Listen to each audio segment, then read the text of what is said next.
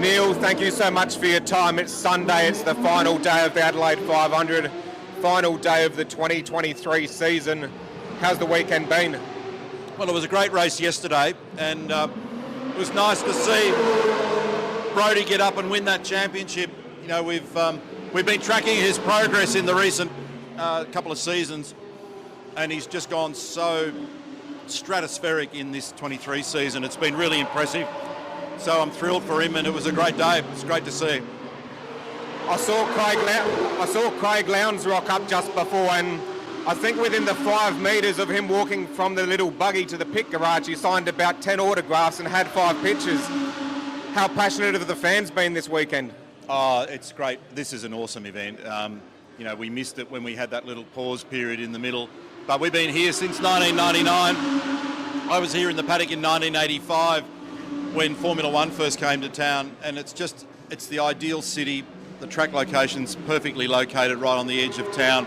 I've been saying in the commentary this weekend, when you've had enough of the cars, you can go and do some retail therapy, or go and have a beer, or have a feed in a restaurant or a cafe. It's just beautiful. The parklands are gorgeous, and South Australia has really invested a monstrous amount of money in trying to get this right. So it's it's a great pleasure and a great privilege for us. I've been to lots of racing all around the world, and this is as good as anything you'll ever see anywhere. It's funny that you mentioned the Grand Prix, because that's one of the things I wanted to talk to you about. I was watching some old footage of the celebrity races, and you weren't driving, you were in the passenger seat with Dame Edna Everage, which is a very colourful character played by Barry Humphries, who sadly we lost earlier in the year. Just tell us about your memories from that. Well, I was a very lucky person to be able to spend a week with Barry Humphries in the lead up to the Grand Prix in 1993, and Barry was the token visitor in that whole group, together with Clive James, and you know, it's quite surreal.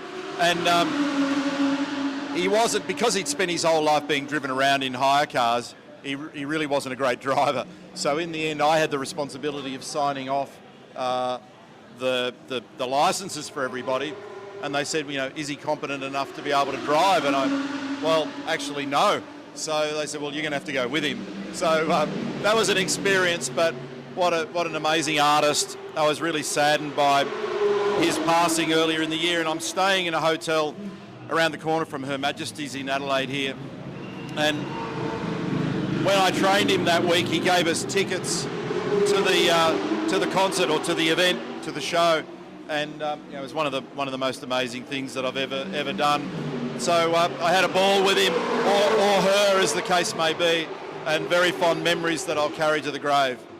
As I was watching, one of the things I did think about, was it dual control? Did you actually have pedals to stop the car? No, I actually, actually about 50 metres from where you and I are currently standing, he stuck it in first gear accidentally, because driving a manual wasn't his thing, and I actually had to pull it out of gear and fish around until we got it in the right gear, and we were right opposite the Ferrari and the McLaren pit bays. So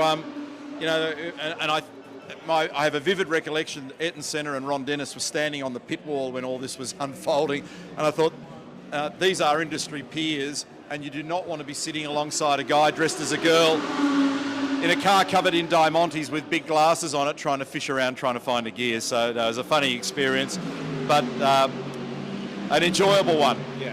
Celebrity races seem to have fallen a little bit by the wayside. Can you see them coming back, or were they a product of their time? They're very expensive to operate, because obviously there's a lot of training involved, there's a lot of vehicles involved. So I think in the modern era, they've come under a bit of budget scrutiny, so who knows, maybe at some stage they'll find their way back. And over the years we've seen some great races. I think I trained the groups for 3 or 4 of them for Holden over the years, so they're always good fun, but I'm sure they came with a pretty hefty invoice. Yeah. No worries, Neil, thank you very much, and enjoy the race, and yeah, looking forward to seeing you in Adelaide next year. No worries, thank you. Sorry about all the noise, but that's car racing, eh?